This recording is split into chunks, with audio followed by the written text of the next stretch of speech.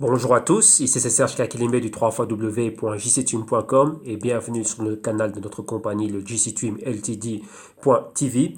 Et ici, on va faire un petit compte rendu. Rappelez-vous, la semaine passée, on parlait de pas mal de choses que l'on attendait. On attendait principalement Nvidia le jeudi 14 février et on a eu vraiment une publication qui était mixte. Donc Nvidia, son business a baissé fortement pardon. Et qu'est-ce qu'on attendait? On attendait réellement les chiffres concernant les GPU. Donc ces cartes graphiques fameuses utilisées premièrement dans le gaming, donc est un segment de leur business très important. Et d'un autre côté aussi, forte et grande utilité, gros besoin, grosse demande provenant de la Chine et principalement aussi d'un côté des gamers, mais surtout ici des entités qui fabriquent des ASIC. Et ici, on attendait réellement pour voir qu'est-ce qui allait se passer. On a vu que Nvidia ici avait connu un dernier trimestre et une année 2018 décevante. Et pour certains analystes experts de Wall Street et autres, on voyait ici une forte corrélation avec la montée des cryptos, donc montée de demande de GPU de Nvidia, la baisse de demande de GPU de Nvidia qui correspondait aussi bien évidemment survenu au même moment que la baisse que l'on a eu dans les cryptos, et donc on attendait cela. Pourquoi? Parce qu'au 15 novembre 2018, lorsqu'on a eu cette forte baisse en termes de crypto, avec notamment les bifurcations BCH, BSV, problème avec Ethereum, on a vu qu'il y avait une forte corrélation, une forte concentration, et ce jour-là, tout avait baissé, et on est remonté en arrière avec les différentes publications et annonces et commentaires qu'avait effectué Jensen Huang, qui est le PDG de Nvidia, en relation avec la demande de GPU, directement reliée à l'industrie crypto et l'industrie minière crypto. On avait vu qu'il y avait une corrélation qui était vraiment du 1 à 1, donc commentaire négatif, négativité et baisse ici prononcée dans les cryptos. Donc là, on voit exactement la même chose. Maintenant, est-ce que l'histoire allait-elle se répéter? Eh ben, ça n'a pas été le cas. Donc le marché restait flat. D'un autre côté, qu'est-ce qu'on a eu aussi? On a eu Jimmy Dimon, PDG de JP Morgan, qui lance maintenant le JPM Coin. On s'est dit, tiens, ayant quelque chose comme ça, on a vu directement une attaque au stablecoin, attaque au XRP et bien évidemment à toutes les autres cryptos. Il ne faut pas oublier que nous, dans nos émissions particulières et privées, on a analysé cela et c'est une crypto qui est backée par 2,4 trilliards, donc je dis bien 2,4 trilliards de dollars, donc bien plus que le Tether, donc ça en ferait déjà la crypto la plus mieux capitalisée et la number one. Donc vous voyez 2,4 trilliards. Rappelez-vous qu'au sommet des cryptos en décembre 2017, le top des cryptos c'était plus ou moins, on avait flirté avec les 900 milliards de dollars, donc même pas un trilliard. Donc là, avec ça, avec 900 milliards de dollars, on avait un BTC qui était plus ou moins aux 20 000. Imaginez-vous 2-3 fois plus. Donc là, donc c'est énorme ce de quoi on parle ici. On s'attendait à ce que cela, donc là je reviens sur le JPM Coin, on s'attendait que cette annonce soit négative pour les cryptos, principalement pour des cryptos comme XRP ou quoi que ce soit, mais on voit que ce n'est pas le cas. Maintenant, aujourd'hui, qu'est-ce qu'on voit? Aujourd'hui, on voit que tout est dans le vert. Donc, on a vu que ni les événements Nvidia, ni les événements, on va dire, JPM Coin, ni quoi que ce soit, régulation et quoi d'autre, n'ont empêché de voir des cryptos qui sont haussières. Mais principalement, aujourd'hui, j'aimerais attirer votre attention sur deux cryptos, EOS et Ethereum. Pourquoi EOS et Ethereum sont montés? Mais principalement, nous focaliser, nous, ici, sur Ethereum. Quand on regarde Ethereum, on voit qu'il y a beaucoup de controverses concernant Constantinople. Ça a déjà été retardé et rejeté à 2 fois. Maintenant, on a quoi? Une troisième fois. Donc, ça devrait arriver ici, enfin probablement une troisième fois. Ça devrait arriver ici fin du mois. Maintenant, on voit qu'au sein même des développeurs, il y a pas mal de problèmes. Pourquoi? La plupart d'entre eux, enfin certains d'entre eux, voient qu'il y a encore de la faiblesse et voient qu'il y a encore ici des zones d'ombre et des choses à améliorer avant de lancer Constantinople. Pourquoi? Parce que cela pourrait encore comment dirais-je, on pourrait avoir comment dirais-je, une continuité de la faiblesse de certains smart contracts et maintenant, même si on intègre la bifurcation Constantinople, cela pourrait perdurer. Donc il y a un problème ici à être résolu. Maintenant, la question que je me pose, je suis investi dans Ethereum, donc comme ça, sachez-le, et short aussi Ethereum, je me dis, tiens, comment est-ce que cela peut-il se faire qu'on voit Ethereum qui prenne 15% aujourd'hui? Pourquoi? D'un autre côté, on sait qu'il y a le Ethereum Denver qui est en train de se faire, donc une grosse conférence. On voit que le Nasdaq qui a dit qu'ils allaient commencer à supporter, qu'ils allaient lancer un indice Ethereum, qu'il y a d'autres entités qui vont mettre sur pied des contrats futurs Ethereum. Donc là, on voit qu'il y a beaucoup de buzz, donc beaucoup de positivité, mais c'est vraiment du court terme. Maintenant, à long terme, est-ce que fondamentalement, est-ce que cette plateforme vraiment a été mise à jour? La réponse est non. Où en est-on avec Constantinople? La sécurité, les contrats intelligents, les diables, c'est tout ça. On voit bien qu'il y a de moins en moins d'utilité.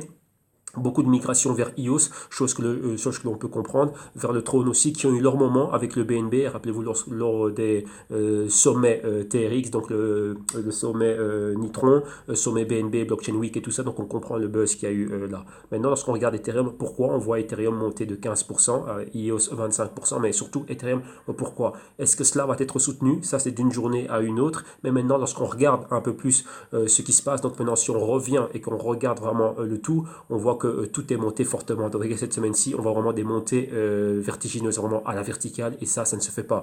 On était dans un moment ultra calme, on attendait des catalyseurs négatifs, négatifs plutôt, et qu'est-ce qu'on a eu ici? Bon, on voit qu'on a une montée ici verticale, super haussier. Maintenant, la chose étant est que, est-ce que cela va pouvoir perdurer? Est-ce que c'est vraiment ici qu'on est dans une phase de transition entre fin du bear market, on a atteint un fond, et maintenant c'est le début du bull market? Maintenant, lorsqu'on regarde ces protocoles un à un de manière fondamentale, il y a encore beaucoup de questions à se poser, il y a encore beaucoup de carences, il y a encore beaucoup de lacunes. Donc cette hausse ici, c'est pas trop ça. Donc là, ici, je ne suis pas trop confiant moi personnellement lorsque je vois ça. Et ici, ben moi, j'ouvre des débats, mais je fais en sorte qu'on se remette à l'esprit et qu'on revienne vraiment sur les bases fondamentales et se poser une question essentielle. Est-ce que ces projets blockchain sont-ils vraiment assez robustes, vraiment, et maintenant sont-ils vraiment en voie pour l'adoption de masse? Ont-ils réglé les problèmes qu'ils ont internes en termes de protocole, sécurité, réseau, consensus et tout ce qui va avec? Pour la plupart de cela, si on devrait émettre certains points et commencer à cocher ce qui a été validé et ce qu'on ne valide pas, il y aurait plus de négatifs que de positifs. Donc vraiment, ce genre de hausse ici va-t-elle perdurer dans le temps? Maintenant, si on va un peu plus en termes de documents pour voir un peu plus ce que nous avons fait, donc là, on revient sur notre émission du samedi. Donc là, ne vous inquiétez pas par rapport au prix, mais regardons plutôt la grande tendance ici. Ce que je veux que l'on retienne ici, maintenant, c'est quoi? Lorsque nous, on a vu un BTC qui était ici au 6000, donc là, c'était, rappelez-vous, les événements du 15 novembre, on a baissé, donc rappelez-vous Ethereum, BCH, BSV, Nvidia et tout ça, c'était ici. On a baissé pour atteindre ce niveau, on s'est récupéré, on est resté ici à l'horizontale. Maintenant, on attendait quelque chose ici. Maintenant, vous voyez qu'on remonte un peu légèrement aux alentours des 4000. Maintenant, regardez bien, avec ce que l'on a, est-ce que réellement on a assez de fuel réellement pour remonter jusqu'ici? Et ça, c'est la question. Remonter jusqu'ici, c'est une chose, mais après, il faut s'y maintenir et continuer maintenant d'aller de l'avant. Donc, est-ce que ça, c'est le niveau de fond? Est-ce que les 3000 réellement était-ce ici le fond des cryptos? Est-ce que maintenant, réellement, on va commencer à être haussier? Ça, c'est le cas du BTC. Maintenant, si on regarde le cas du BTC et qu'on le compare ici avec les niveaux des positions short, on voit qu'on était parti des 6000 pour tomber aux 3000, on s'est repris, vous voyez, on est encore revenu dans la même zone des 4000. Donc ici, on est dans un mouvement horizontal ici, et les shorts, comme vous voyez bien, ça c'est les shorts à partir de Bitfinex. Donc on voit que on est dans une tendance à la hausse. Maintenant, si on perforce ce support, on va un peu plus bas, donc c'est quoi? Au-delà des 4000, on va voir jusqu'où on peut aller. Mais vous voyez que de 6000 à 3000, juste reprendre 1000 dollars en termes de retracement, on peut retomber encore bien plus fort. Donc imaginons qu'on retombe même pas de 3000, mais de juste la moitié. Donc 4000 ici, si on enlève ici les 1005, on tombe aux alentours des 2500 si on aurait ici des shorts qui pourraient monter jusqu'à ce niveau-ci. Mais vous voyez qu'il ne faut pas beaucoup de temps pour atteindre cela. Vous voyez ici, il nous a fallu 4 semaines juste pour atteindre ça, aller de 6000 à 3000. Maintenant, vous voyez qu'ici, on est dans des graphiques weekly. Maintenant, vous voyez, regardez tout le temps qu'on a passé à être horizontal et on n'est pas au-dessus des 4000. Vous voyez que, qu'est-ce que je veux dire par là? On n'a pas assez de fuel pour se maintenir réellement haussier. Il faut vraiment des choses qui soient bien plus puissantes que ça. Le Bitcoin, qu'a-t-il amené de plus qu'est-ce qui a été fait réellement de plus grand dans le Bitcoin quand on commence à réfléchir? Pas grand-chose. Qu'est-ce qui a été fait sur Ethereum? Bon oui, Ethereum maintenant, comme les autres cryptos, il y a pas mal de conférences et donc on voit que c'est ce qui a été mis en avant. Avec la conférence Neo aussi, mais Neo aussi, on est en train de faire des grandes choses dans la ville Microsoft, donc à Seattle et ainsi de suite. Avoir un ex-dirigeant de Microsoft qui maintenant est à la tête du bureau Neo à Denver, mais pourquoi est-ce que Neo n'est pas aussi à la hausse de plus de 25%, etc. Donc vous voyez, ça va d'une crypto à une autre. Maintenant, si on revient un peu sur le cas d'Ethereum, et qu'on se dit, tiens, Ethereum, qu'a-t-il fait? Donc ça, c'est notre étude qu'on a fait, nous, aujourd'hui aussi, donc l'émission d'aujourd'hui du 18 février. Donc il y avait pas mal de questions à se poser, et principalement ici, c'est ça, c'est les implémentations qui sont faites. Et on a vu qu'il y a pas mal de problèmes ici au sein des développeurs d'Ethereum, et la communauté qui est en train de voir, tiens, une question clé qui a été posée, c'est celle-ci. Constantinople, le upgrade de Constantinople, mais qu'est-ce qu'on voit? Il y a eu un problème, il y a un des développeurs qui a vu qu'il y a un problème, qu'il y a une faiblesse ici, et cette faiblesse, comme je disais au début d'émission, elle peut encore perdurer une fois que l'on est, même si on a fait l'actualisation, cette bifurcation d'actualisation ici, Constantinople. Donc on voit qu'il y a encore des problèmes, et ça n'a pas été réglé. Comme vous le voyez ici, il y a juste Vitek Buterin qui a mis son haut là pour dire non, ici il n'y a rien à voir, on continue. Mais est-ce que c'est assez ça? Est-ce que ça réellement c'est assez? Est-ce que ça c'est vraiment assez puissant? Comment dirais-je, pour faire en sorte que l'on puisse être dans les niveaux que l'on voit là maintenant ici. Donc là, lorsqu'on voit Ethereum qui a pris ici donc en pratiquement 15%, 20% en une semaine, qui le mois de février a eu un mois haussier, et même au niveau du trimestre maintenant qui est en train de revenir dans le vert, est-ce que c'est assez? Donc rappelez-vous que par 2 fois déjà on a annulé et reporté Constantinople, maintenant c'est la 3e fois. Note qu'il faut noter, des membres de l'écosystème, donc dire quoi, des projets comme ZeroX et comme Augur ont déjà ouvert des marchés avec des contrats négatifs. Donc là, on va dire ça comme ça, short et Ethereum. Pourquoi? Parce que pour eux, avec cette vulnérabilité qui a été trouvée, on pourrait voir encore la bifurcation d'actualisation Constantinople être reportée et ne toujours pas avoir de solution par rapport à cela. Avec, il y a une différence entre avoir la parole de Vitalik Buterin, mais avoir des choses factuelles, tangibles ici, enfin tangible, ça va être difficile ici, mais vraiment quelque chose de factuel où on a réellement une ligne de code qui dit tiens voilà ça c'est annulé, il n'y a plus de faiblesse ici. Donc là on verra ce qui va se passer et bien évidemment on va continuer à actualiser cela.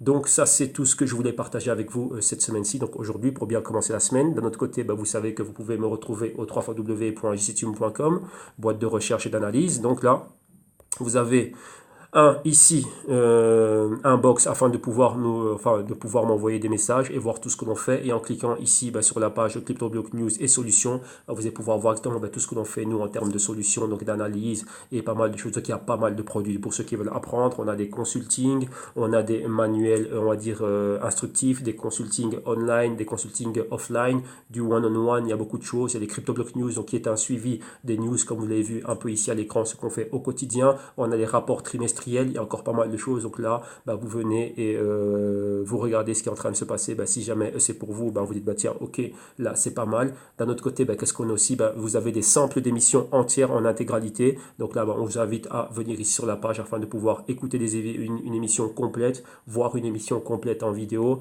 et voir pas mal de choses, donc les rapports et tout ce que l'on fait. Il y a des samples ici sur le site, donc voilà. Donc là comme vous voyez on est là au quotidien, donc tous les jours. Aujourd'hui c'était lundi, donc ça lundi c'est la journée plateforme. Donc voilà exactement ce qu'on a couvert ici aujourd'hui. Et pour ceux qui voient, qui veulent regarder pas mal de choses sur le canal ici de JCTweam LTD TV, nous avons beaucoup de choses en archive. Donc il y a plus d'un an de vidéos, donc il y a plus de 300 vidéos et des poussières. Donc vous venez, vous en profitez, vous regardez. Et si vous voulez être mis à jour, vous venez ici au www.jctweam.com. Et vous regardez ce qu'on a ici en termes de solutions et de services pour vous. Et s'il y a l'un d'entre eux qui pourrait faire votre bonheur, je serais ravi de travailler avec vous.